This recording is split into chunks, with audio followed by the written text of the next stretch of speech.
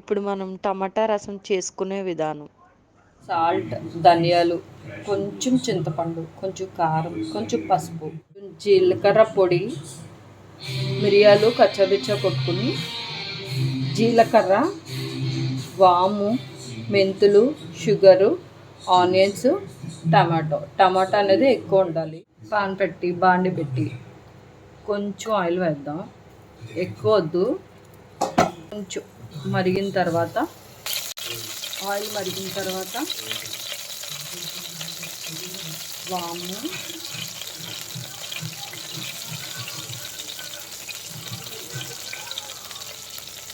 మెంతులు,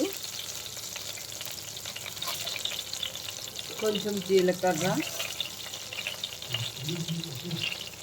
కొన్ని ధనియాలు వేసుకున్నాం. ఇందులోనే కొన్ని ఇందాక మర్చిపోయాను, వెల్లుల్లిపాయలు కూడా వేసుకున్నాం. ఇది సిమ్లో పెట్టుకుని అలా వేగుతూ ఉంటుంది.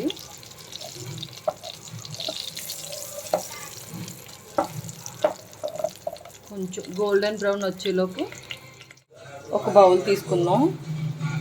అందులో ఇందాక కట్ చేసి పెట్టుకున్న ఆనియన్స్, మిరియాల పొడి, జీలకర్ర పొడి, సాల్ట్, పసుపు అండ్ కారం వేసుకుందాం. ఇందులోనే కొంచెం కడిగి పెట్టుకున్న చింతపండు కూడా వేద్దాం, చాలా తక్కువ. దాంట్లోనే టమాటాలు కూడా వేసేద్దాం. టమాటా చారు కాబట్టి ఎక్కువ క్వాంటిటీ ఉండాలి.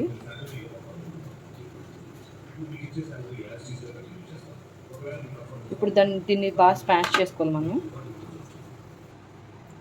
చేత్తో స్మాష్ చేసిన తర్వాత ఇలా పేస్ట్ లాగా అయింది, మరీ కాదు.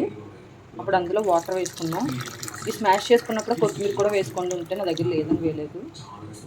ఇదంతా కలుపుకొని, ఇది గోల్డెన్ బ్రౌన్ అయింది కదండి ఇందాక తాలింపు.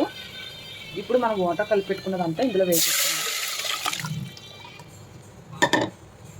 ఇది నేను చెప్పిన రెసిపీ వచ్చి ఒక 2 లీటర్స్ వాటర్ అన్నా వేసుకోవచ్చు. మనం 3 లీటర్స్ వాటర్ పడుతుంది. ఇంకొంచెం వాటర్ వేసుకుందాం. డైరెక్ట్గా మీరు ఇందులో వేసేసుకోండి వాటర్.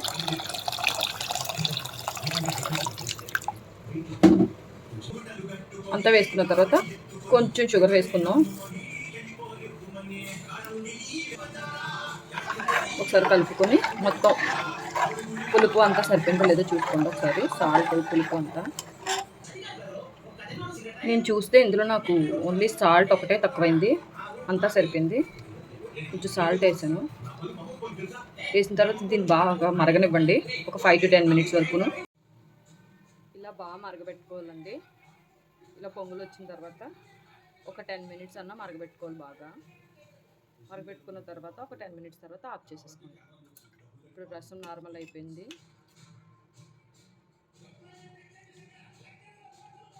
చాలా బాగుంది టేస్ట్. మనం చింతపండు కూడా అసలు ఎక్కువ వేయలేదు, ఇందులో టమాటాస్ ఎక్కువ వేసుకోవాలి. చింతపండు తినలేని కూడా బాగా నచ్చుతుంది ఇది.